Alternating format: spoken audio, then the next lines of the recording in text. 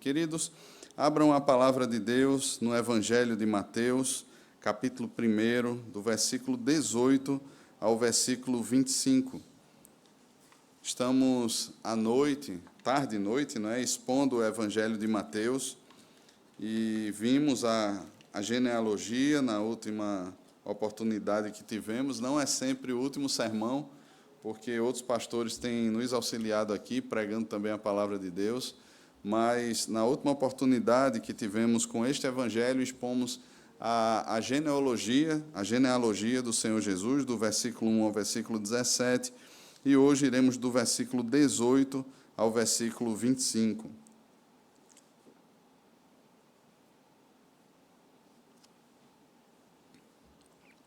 Todos acharam? Nos diz assim a palavra do Senhor.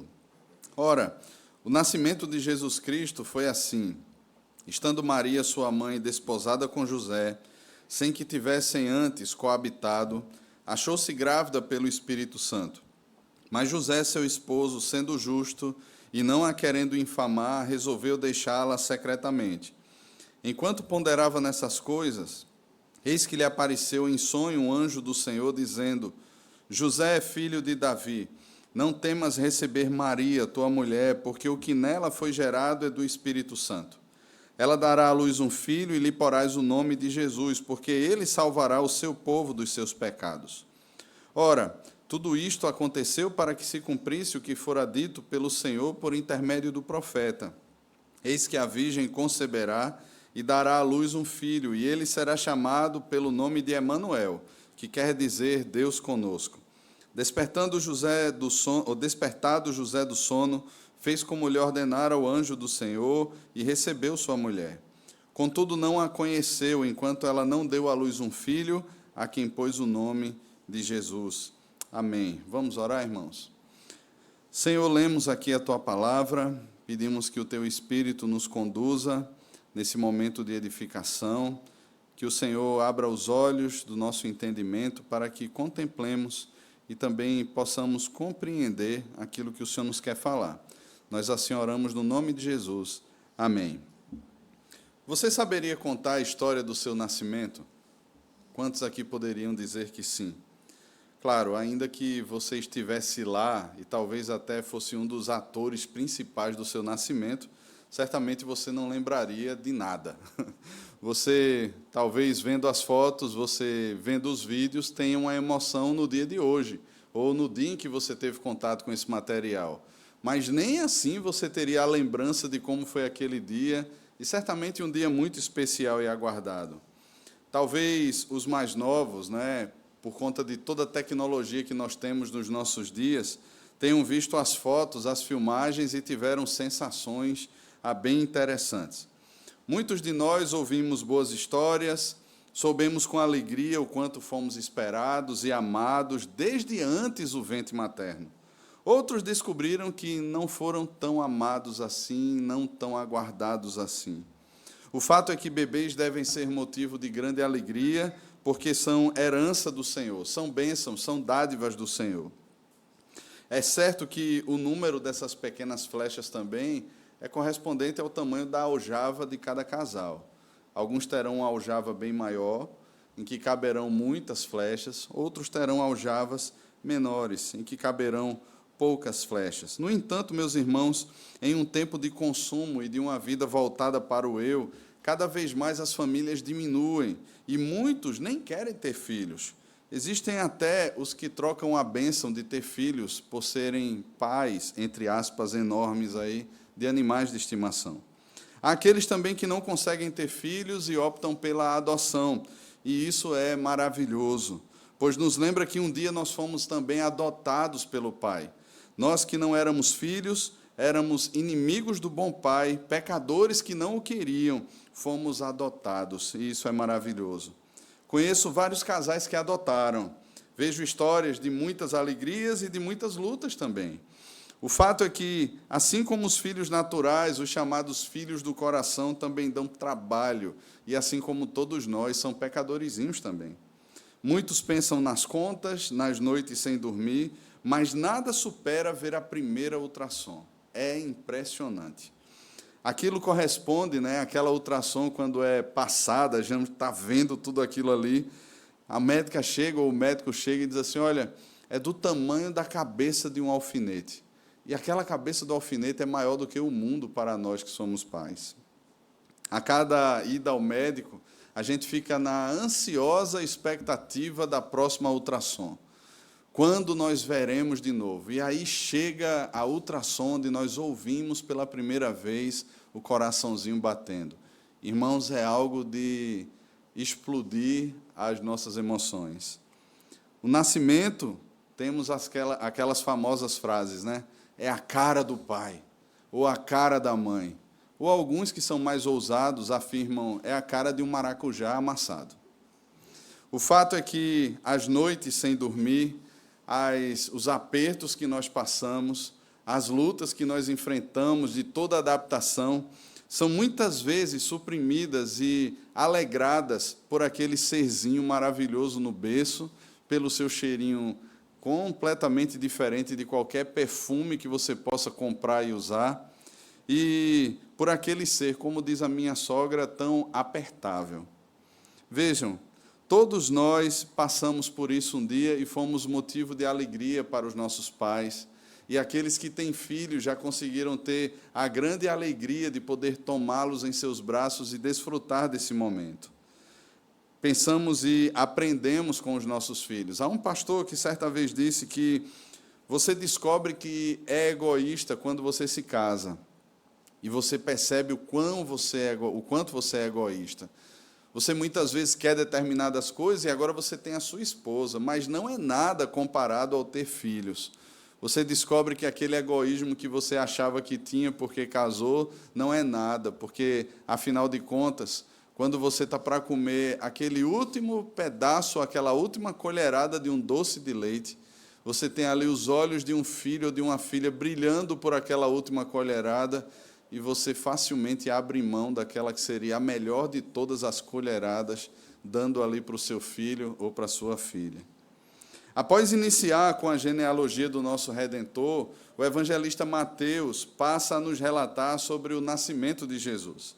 Nós temos aqui a perspectiva sucinta, mas muito bem colocada por esse apóstolo detalhista. Veremos que, diferente de muitas histórias, a narrativa do nascimento de Jesus é cercada por mistérios e aspectos bem distintos. Não se tratava de mais um nascimento, por mais que cada um dos nascimentos sejam especiais. Porém, era a chegada do Deus que se fez carne e habitou entre nós. Assim como todos nós, como pais ou enquanto pais, tiramos lições preciosas, tanto do nascimento quanto da caminhada dos primeiros anos e para a vida toda que temos com os nossos filhos, é certo que esse texto também nos trará lições preciosas. E eu quero compartilhar então com os irmãos o seguinte tema: os atores do advento e o chamado ao serviço. Os atores do advento e o chamado ao serviço. Em primeiro lugar, irmãos, no versículo 18, nós encontramos a primeira atriz do nascimento e o seu chamado ao serviço. E essa é Maria, a mãe de Jesus. O texto nos afirma que ela estava desposada, ela estava já casada, comprometida com José, e nesse sentido contextual só faltavam a festa de núpcias e o partir para morarem juntos. William Hendrickson comenta que essa cerimônia entre os judeus, ela não é comparável à cerimônia que nós temos hoje nos dias modernos. Era muito mais sério e muito mais comprometedor. O noivo e a noiva juravam fidelidade mútua na presença de testemunhas. Em um sentido restrito, isso era essencialmente o matrimônio. Assim também, neste caso, como se faz claro pelo próprio texto que nós lemos, José é chamado esposo de Maria e Maria é chamada esposa de José. É assim que é colocado no texto, eles já estavam casados, prometidos, estavam comprometidos diante das testemunhas, os seus votos já haviam sido feitos. E a partir daquele momento, então, só se esperava a festa das núpcias, a festa do casamento, assim como o tempo certo de tomar a esposa e levá-la, então, para a sua casa. Se os irmãos observarem comigo o texto, vai dizer que Maria, ela achou-se grávida pelo Espírito Santo. E Lucas, ele nos relata esse evento de maneira mais clara. Eu peço que você abra sua Bíblia em Lucas, no capítulo 1, a partir do versículo 26. Lucas, capítulo 1, a partir do versículo 26. Perceba bem o que é que Lucas relata aqui. Nós temos de forma mais sucinta no Evangelho de Mateus, só que Lucas deixa mais claro para a gente como foi o diálogo entre o anjo Gabriel e Maria. Lucas 1, a partir do versículo 26, nos diz assim a palavra do Senhor. No 6º mês foi o anjo Gabriel enviado da parte de Deus para uma cidade na Galiléia chamada Nazaré, a uma virgem desposada com um certo homem da casa de Davi, cujo nome era José. A virgem chamava-se Maria. E entrando o anjo aonde ela estava, disse: Alegra-te, muito favorecida, o Senhor é contigo. Ela, porém, ao ouvir esta palavra, perturbou-se muito e pôs-se a pensar no que significava esta saudação. Mas o anjo lhe disse: Maria, não temas, porque achaste graça diante de Deus. Eis que conceberás e darás à luz um filho, a quem chamarás pelo nome de Jesus. Este será grande e será chamado Filho do Altíssimo. Deus, o Senhor, lhe dará o trono de Davi, seu pai. Ele reinará para sempre sobre a casa de Jacó, e o seu reinado não terá fim. Então disse Maria ao anjo: Como será isto, pois não tenho relação com homem algum? Respondeu-lhe o anjo: Descerá sobre ti o Espírito Santo, e o poder do Altíssimo te envolverá com a sua sombra. Por isso também o ente santo que há de nascer será chamado Filho de Deus. E Isabel, tua parenta, igualmente concebeu um filho na sua velhice, sendo este já o 6º mês para aquela que diziam ser estéril. Porque para Deus não haverá impossíveis em todas as suas promessas. Então disse Maria, atente bem para o que Maria diz: aqui está a serva do Senhor, que se cumpra em mim conforme a tua palavra. E o anjo se ausentou dela. Meus irmãos, nós temos aqui um diálogo, e a resposta ao anjo, essa resposta que é dada por Maria ao anjo é: aqui está a serva do Senhor, que se cumpra em mim conforme a tua palavra, conforme tudo o que disseste. E a pergunta que eu faço, irmãos, é: o que define um servo biblicamente? O que é que nos define enquanto servos de Deus? O que é que define um servo de acordo com as Escrituras Sagradas? E eu vejo, irmãos, claramente nas Escrituras que um servo ele é definido pela obediência. A obediência, ela é fruto da fé. A fé que gera confiança no caráter de Deus, nos gera a certeza de quem nós somos, o nosso papel, o nosso lugar diante de Deus, e principalmente diante das suas promessas, diante dos seus propósitos. E tudo isso ficou claro para Maria naquele momento, e ela se dispôs. No entanto, meus irmãos, não quer dizer que isso seja algo fácil. Existiam riscos. Existiam questões muito importantes que estavam em jogo naquele momento. Maria diz: seja feita conforme a tua palavra, eis aqui a tua serva, a serva do Senhor. Mas o que é que envolvia esse compromisso que Maria firmou ali? O que é que envolvia essas palavras que foram ditas por Maria naquele momento? E eu penso aqui em 3 riscos que existiram ali, naquele momento, nessa afirmação feita por Maria. O primeiro delas é que o nosso temor a Deus, ele será provado. Se tememos a Deus ou se tememos aos homens.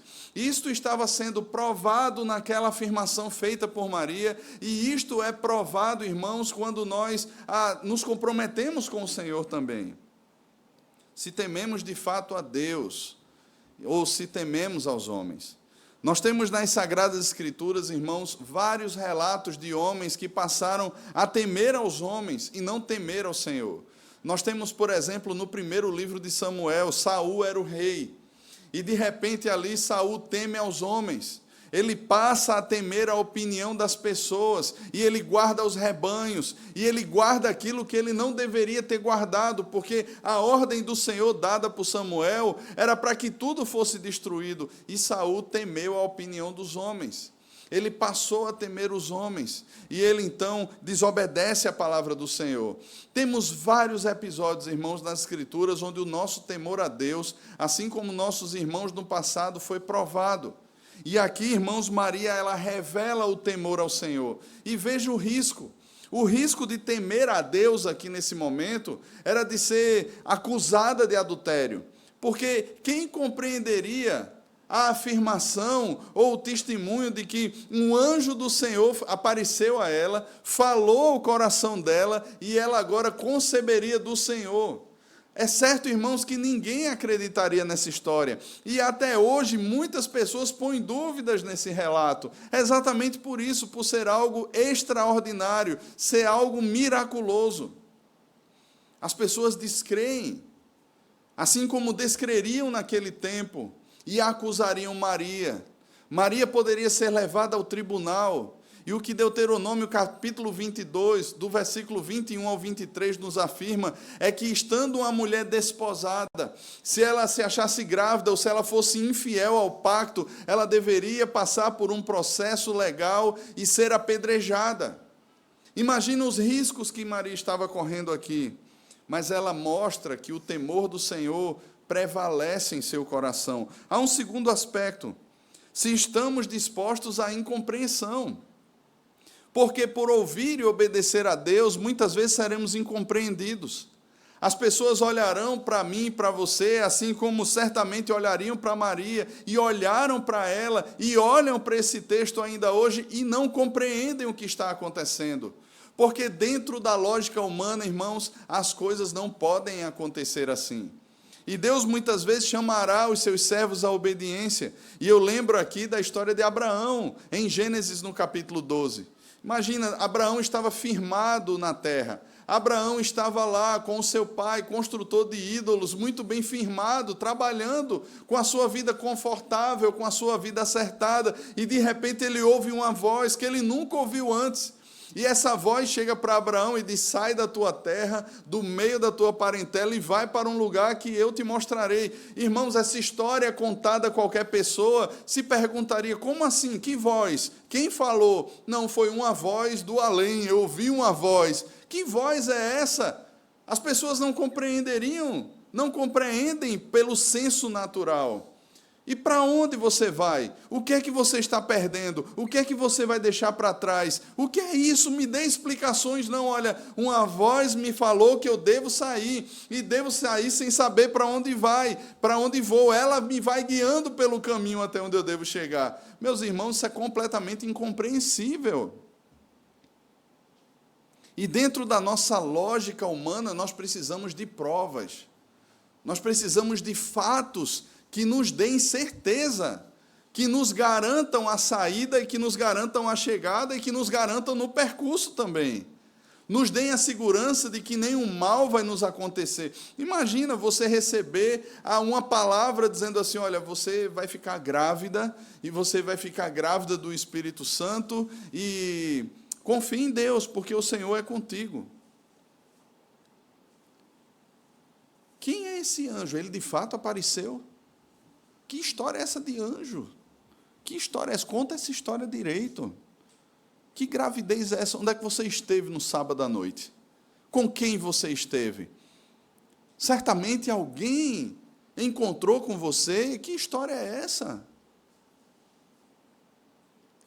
Irmãos, confiar em Deus e obedecer a Deus, servir a Deus, muitas vezes será um chamado à incompreensão. Como você abre mão do seu domingo? Como você abre mão do seu descanso merecido? Afinal de contas, você trabalhou a semana inteira. Por que ir a 2 cultos? Você não já foi de manhã? Por que ir à noite também? Por que fazer isso? Por que servir a Deus? Por que deixar um sábado à tarde para ensaiar? Por que abrir a sua casa para muitas vezes pessoas que você nem conhece estarem ali participando de um grupo? Vão usar os seus pratos, vão colocar os pés muitas vezes onde não deveriam, podem sujar a sua casa, o prejuízo vai ser seu no final. Como compreender o serviço, irmãos? Como compreender que nós fomos chamados para servirmos? Em um mundo que quer ser servido o tempo todo, e que muitas vezes serve, não com o fim na glória de Deus, servindo por servir o outro, mas que serve esperando, no final das contas, o tapinha nas costas.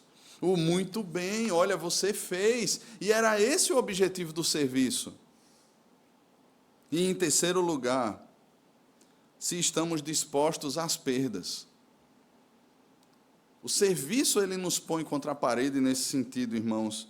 E é um risco, porque muitas vezes passaremos e enfrentaremos as perdas. Por temermos a Deus, por sermos incompreendidos, muitas vezes passaremos por perdas. Muitas vezes relacionamentos serão cortados por causa do serviço. Muitas vezes, irmãos, perderemos financeiramente. E muitas vezes perderemos a nossa própria vida. Olha o texto de Hebreus capítulo 11.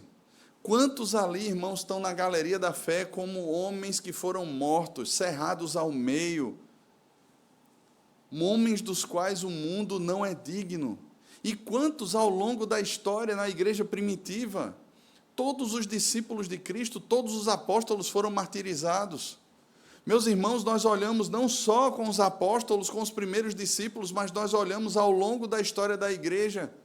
Quantos irmãos nossos perderam a própria vida, perderam a própria casa, perderam os seus bens, perderam a sua família e perderam tantas coisas. Da mesma sorte, irmãos, quando nós nos dispomos a servir a Deus, essa é uma pergunta que nós nos fazemos: estamos dispostos às perdas? A enfrentar as perdas? A não contabilizar como o mundo contabiliza? Porque para o mundo eu perdi porque eu fiz alguma escolha errada, mas agora eu vou acertar, eu vou empreender corretamente, eu vou fazer o concurso certo, eu vou me aproximar das pessoas certas, eu vou agarrar as oportunidades que me aparecem. O mundo contabiliza a vitória pelos ganhos. Mas não é assim com aqueles que servem. O próprio Senhor Jesus, no texto de Mateus, a gente vai ver isso, se Deus quiser, daqui a uns anos, né? Quem sabe, meses, não sei. Mais à frente, ele vai dizer que o Filho do Homem não veio para ser servido, mas para servir e dar a sua vida em resgate de muitos. Meus irmãos, essa é a disposição que deve estar no nosso coração. Nós não vivemos mais para nós mesmos, e Maria entendeu isso. Ela compreendeu que estaria envolvido perda, e a perda do homem amado dela.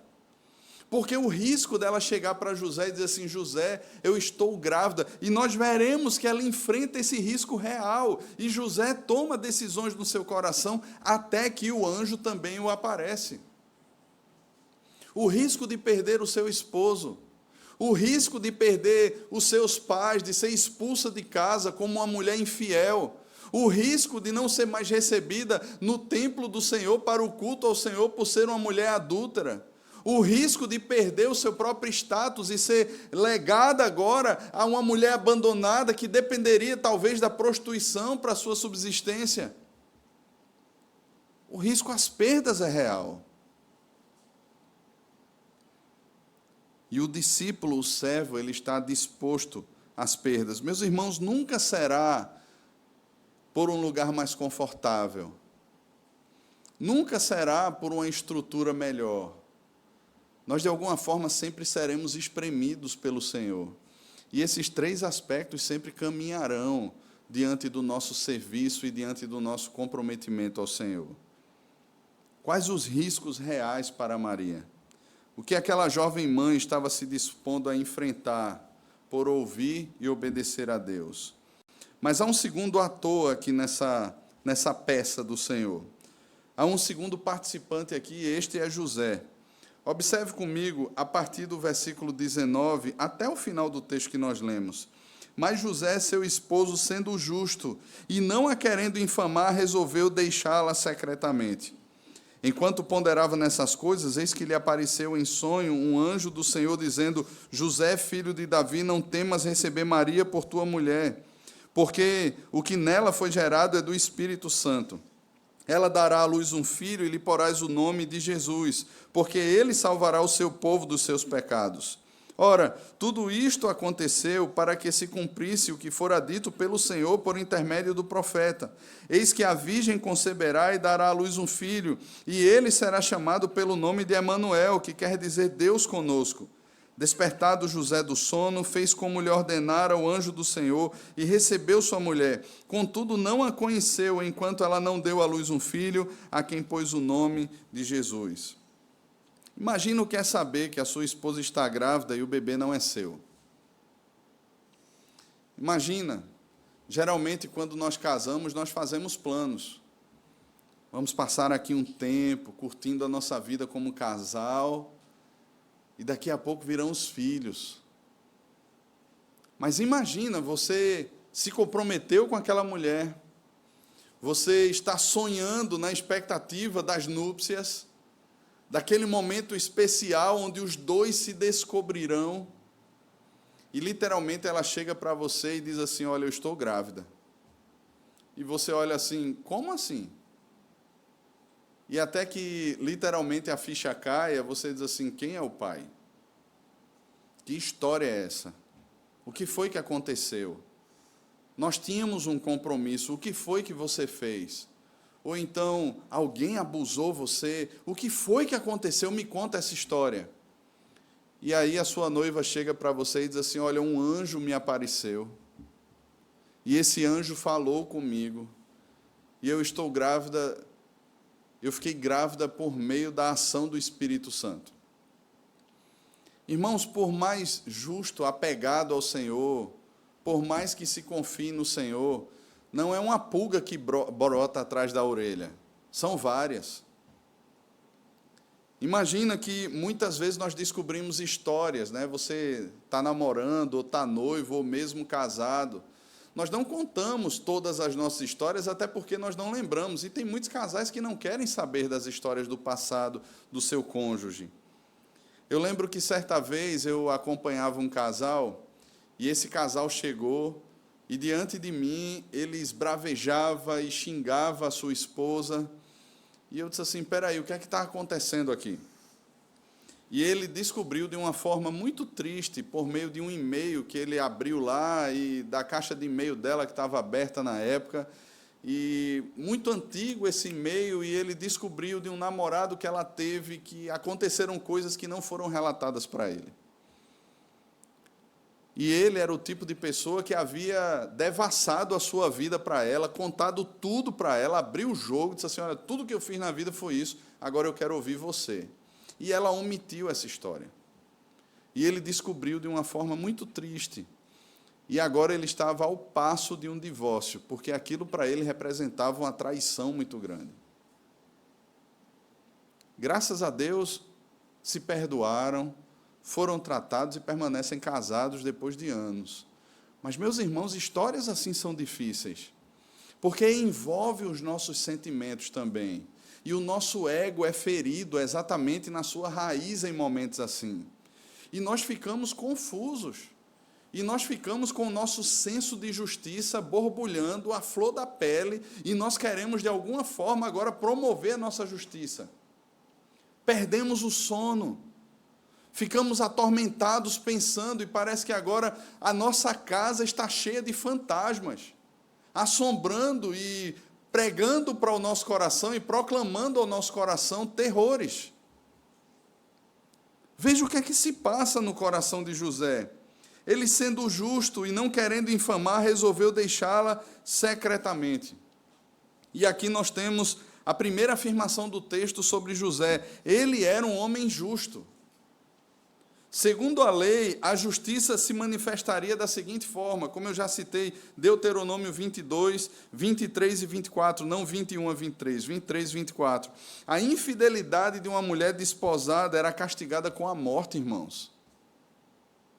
E naquele momento, se José cedesse ao seu desejo, ao seu impulso por justiça própria, se ele cedesse à ira, ao ódio, à raiva, à possibilidade de ter sido traído, se ele não cresce naquela história, se ele desconfiasse de Maria, se ele não amasse aquela mulher, meus irmãos, certamente ele procuraria o sacerdote do templo, faria a denúncia e diria assim: eu quero comer esse prato bem assado.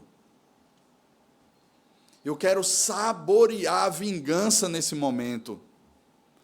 eu não admitirei a traição, a infidelidade. Que história é essa? Ela sai com alguém, ela teve um encontro, e para justificar esse encontro, ela chega para me dizer que foi Deus. Que conversa é essa?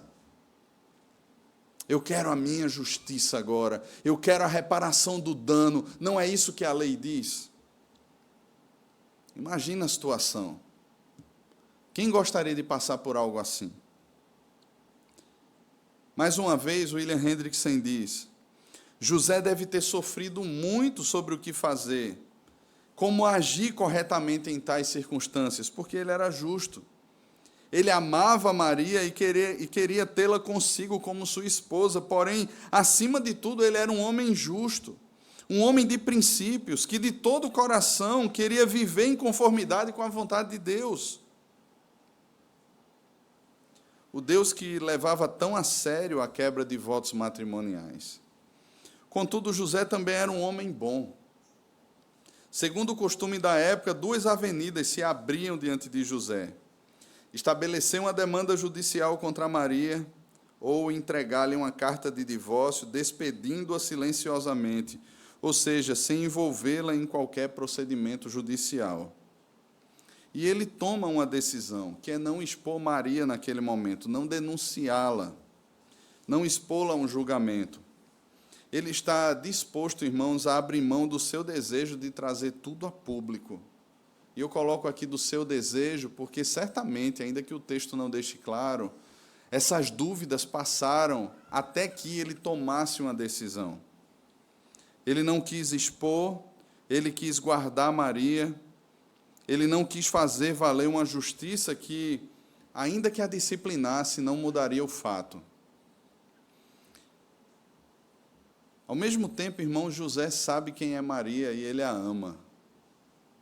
Ele conhece Maria. E eu imagino essa luta travada dentro do coração dele. E como alinhar as duas coisas? Como alinhar a justiça, o que a palavra de Deus diz, e a bondade, fruto do amor por uma pessoa nesse momento? Como alinhar as duas coisas no coração? Essa é uma equação, irmãos, extremamente difícil de se resolver.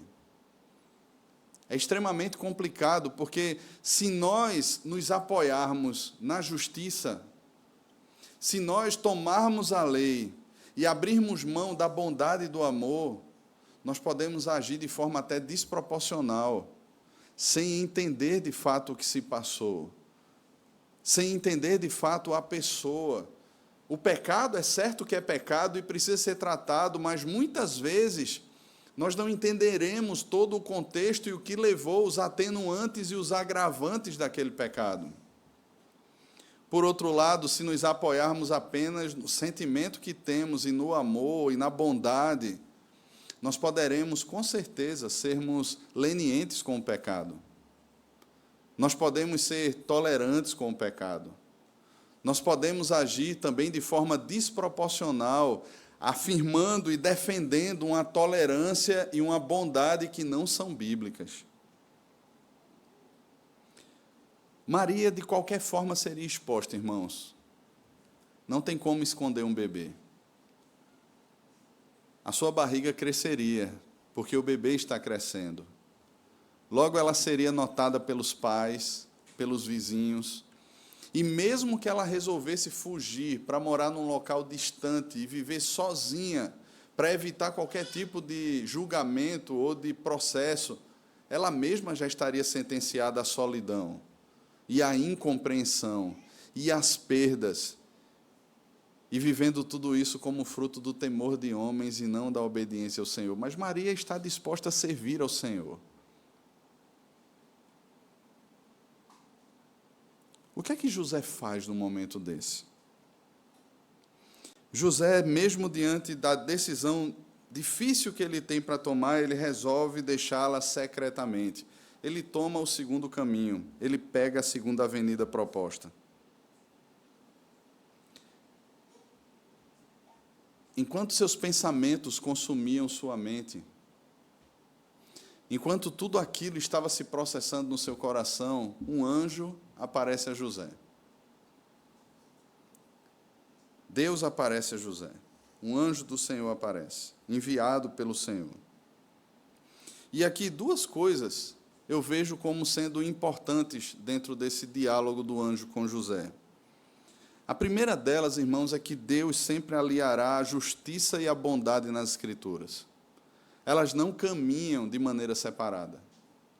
Se Deus agisse simplesmente com a sua justiça, e se nós fôssemos ensinados a simplesmente sermos justos de acordo com a lei, sem bondade, nós seríamos legalistas. E nós seríamos muito parecidos com os fariseus. Você lembra do discurso de Jesus com os fariseus? Que eles lançavam fardos, eles atavam pesos que nem eles mesmos conseguiam carregar. É as Escrituras que nos dão a condição para conduzir os processos do nosso coração. São as Escrituras que não apenas sondam as nossas motivações, como também apontarão sempre o caminho. E no final será um caminho legal, em termos da lei, e será um caminho bom e cheio de graça. Em segundo lugar, irmãos, cada caso será sempre um caso. Cada pessoa é única. Cada situação e tudo que envolve os eventos, eles são únicos. Não podemos usar um modelo único, porque sempre existirão aspectos diferentes. E tudo isso está contemplado também nas Escrituras. Nesse sentido, precisaremos estar sensíveis à voz do Senhor, exposta nas Escrituras. Precisaremos, muitas vezes, abrir mão das fórmulas prontas, do pragmatismo, daquilo que achamos ser melhor para o que Deus ensina e direciona. Cada caso é um caso. Quando nós observamos a forma como os discípulos abandonam Jesus naquele momento da sua crucificação, como Pedro nega Jesus, a forma como Jesus trata com cada um deles e os disciplina, é uma maneira pessoal de tratar. Da mesma forma, irmãos, nós não somos tratados como atacado, mas de forma pessoal. Deus não nos trata como alguém que olha uma boiada e diz assim, eu vou vaciná-los todos de uma só vez com um único remédio. Não, Ele vai nos dar o remédio que nós precisamos, aquilo que de fato precisamos. Qual a atitude de José após ouvir o anjo do Senhor? E veja, irmãos, que a palavra do anjo do Senhor a José, ela não é uma palavra desprovida das Escrituras. O anjo chega para José e não simplesmente fala a José e ali no sonho, mas o anjo traz a palavra do Senhor e ele cita o texto de Isaías para José. Ele traz o texto de Isaías no capítulo 7, o versículo 14, e ele faz questão de aplicar o que Isaías falou 700 anos atrás do nascimento de Cristo, exatamente aquele momento, aquele evento na história. Eis que a virgem conceberá e dará à luz a um filho.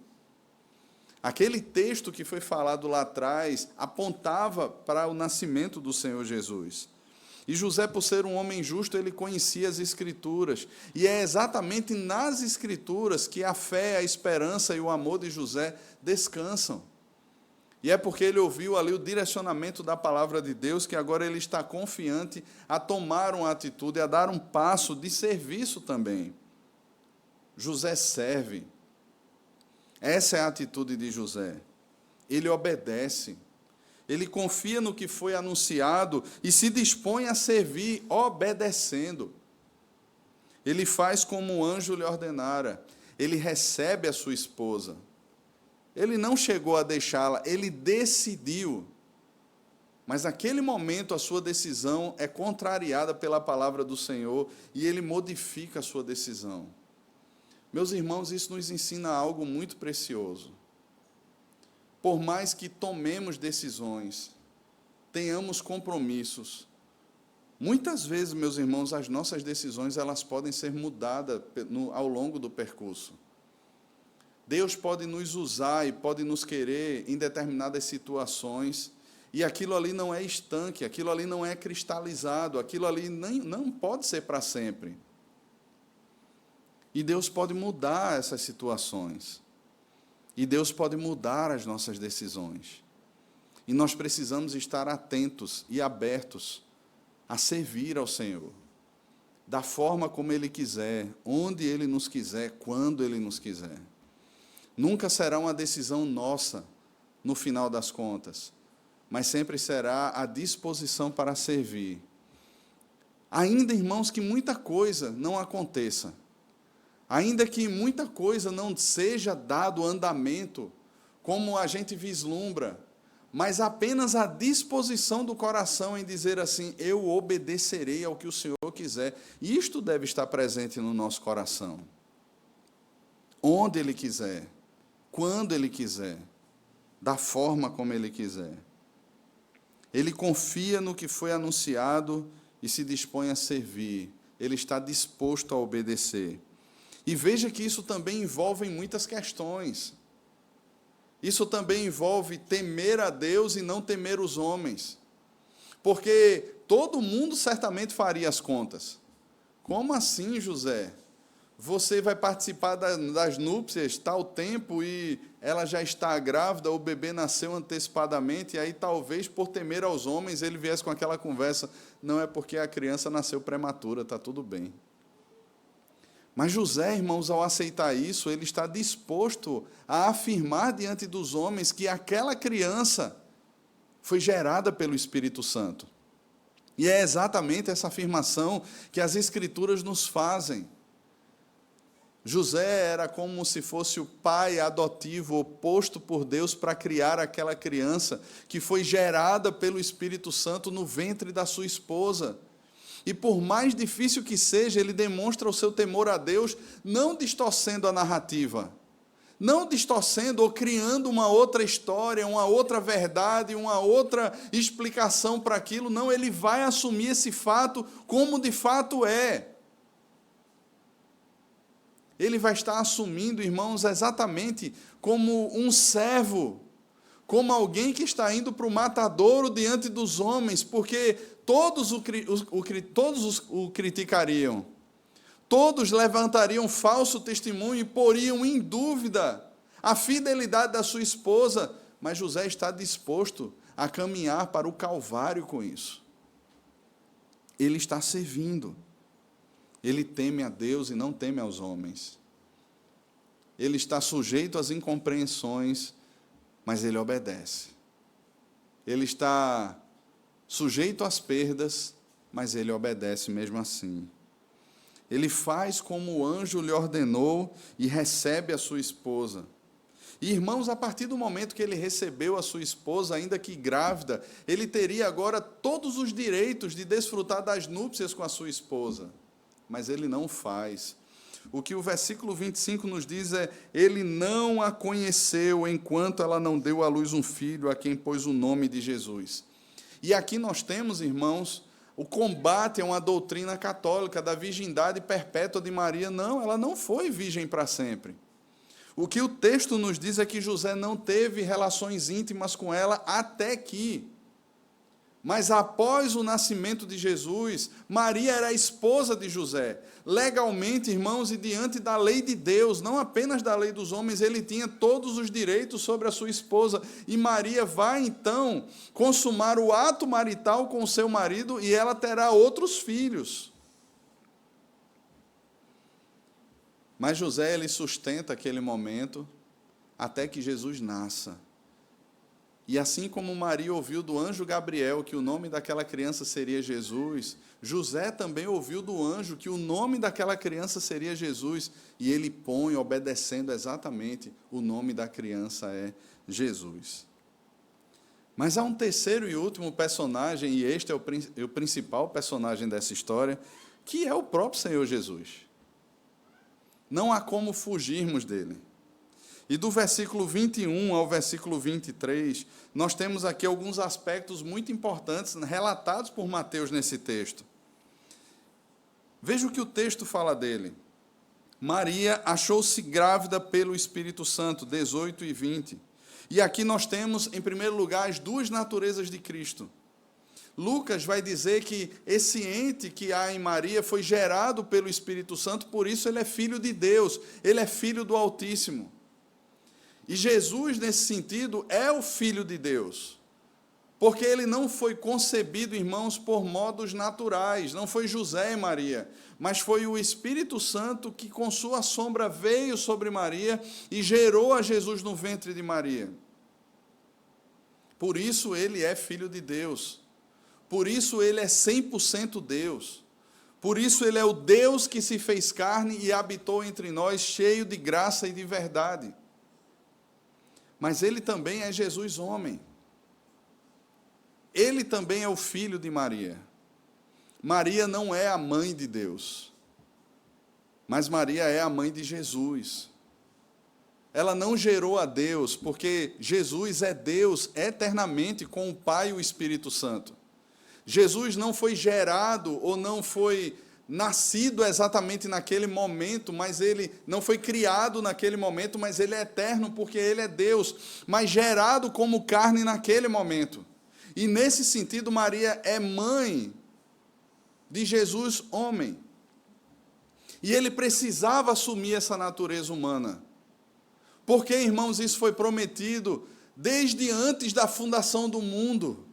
Jesus foi crucificado pelos nossos pecados antes da fundação do mundo, já fazia parte dos decretos eternos de Deus. Em Gênesis 3, versículo 15, quando Deus anuncia à mulher que dela viria o descendente que esmagaria a cabeça da serpente, é da mulher que viria esse descendente. É de uma geração ou de uma linhagem que caminharia sobre a terra, que descenderia aquele que é o Messias, o Salvador dos homens. E no tempo e no espaço, isso está se concretizando agora no ventre dessa mulher. Isso também reflete, irmãos, um dos estados de humilhação de Cristo. Porque sendo Ele Deus, Ele se humilhou. Maria não era uma santa, no sentido de não ter pecado. Ela foi agraciada pelo Senhor, ela é bem-aventurada, ela achou graça diante do Senhor, certamente era uma jovem piedosa. No entanto, ela carecia do seu filho para ser salva. Aquele que ela gerava em seu ventre era o Salvador da sua alma. Não seria a justiça de Maria que a justificaria diante de Deus, mas seria a justiça daquele que estava no seu ventre, que um dia a tornaria justa diante de Deus. Veja só, irmãos, como é maravilhosa a história do nascimento de Cristo. E nesse sentido aqui, meus irmãos, Jesus, como homem, pagaria o preço pelos nossos pecados, porque sem derramamento de sangue não há remissão de pecados. Ele foi o Cordeiro Santo de Deus que pagou o preço naquela cruz pelos nossos pecados. E nesse sentido, irmãos, o texto de Hebreus vai nos dizer no capítulo 12, o versículo 3, que ele abriu mão da alegria que lhe estava proposta. Paulo vai dizer lá em Filipenses, no capítulo 2, a partir do versículo 5, que ele se humilhou assumindo a forma de servo, sendo reconhecido em figura humana, foi obediente até a morte, morte de cruz, pelo que Deus exaltou sobremaneira seu Filho e lhe deu o nome que está acima de todo nome. Jesus, ele veio para servir. Ele se coloca diante do Pai como um servo, como aquele que pagaria o preço, como aquele que receberia a ira do Deus Santo na cruz do Calvário. Meus irmãos, Jesus não veio para ser servido, ele veio para servir. E é o nosso modelo de serviço. O texto nos diz que ele salvará o seu povo dos pecados deles. E perceba aqui dois aspectos. O primeiro é o seu povo. A palavra aqui direciona para algo específico. Existe um povo que é o povo de Deus.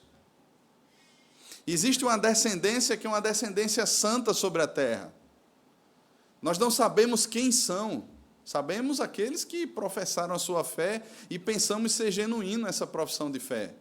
Aqueles que foram inseridos por meio do batismo e pensamos ser genuíno esse ato. E nem sempre refletirá isso.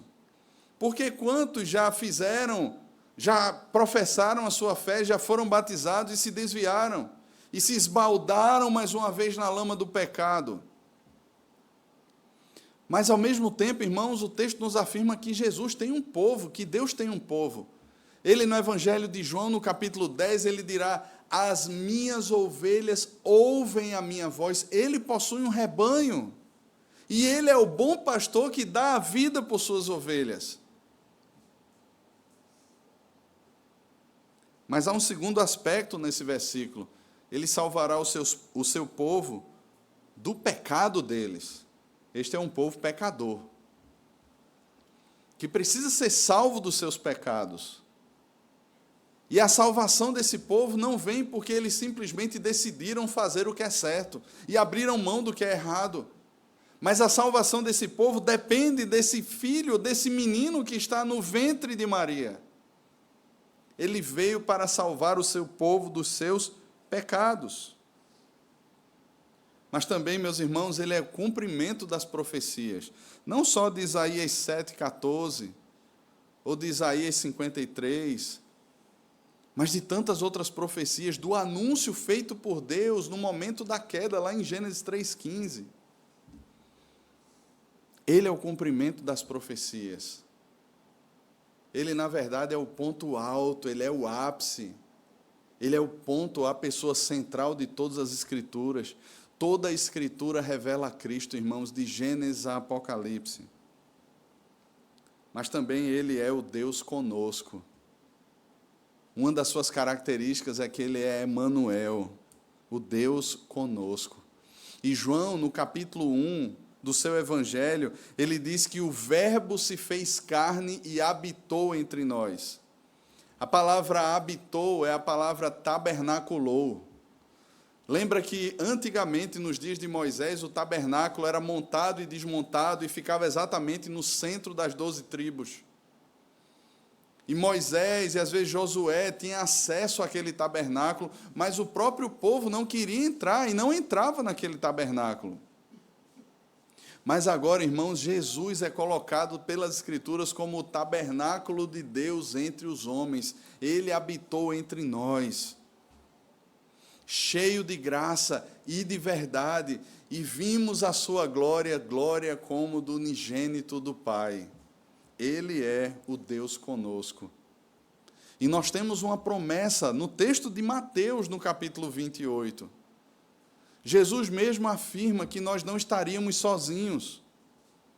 Quando obedecemos à sua comissão, quando somos chamados a irmos e por onde formos fazermos discípulos de todas as nações, de todas as línguas, de todas as tribos, entre povos diferentes, entre bairros diferentes, entre cidades diferentes, entre igrejas diferentes.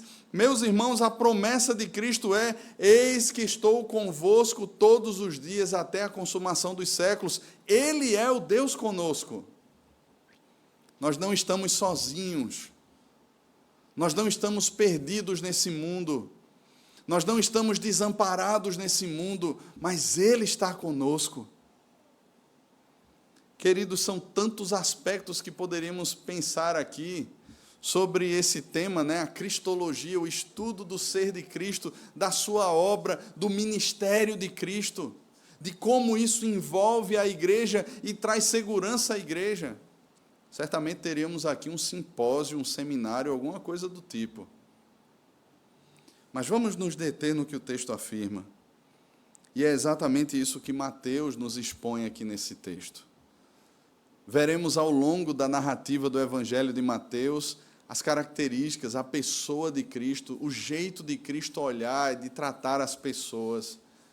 Eu espero, irmãos, que ao longo da exposição desse Evangelho, nós nos tornemos cada vez mais parecidos com o Senhor Jesus e menos com nós mesmos.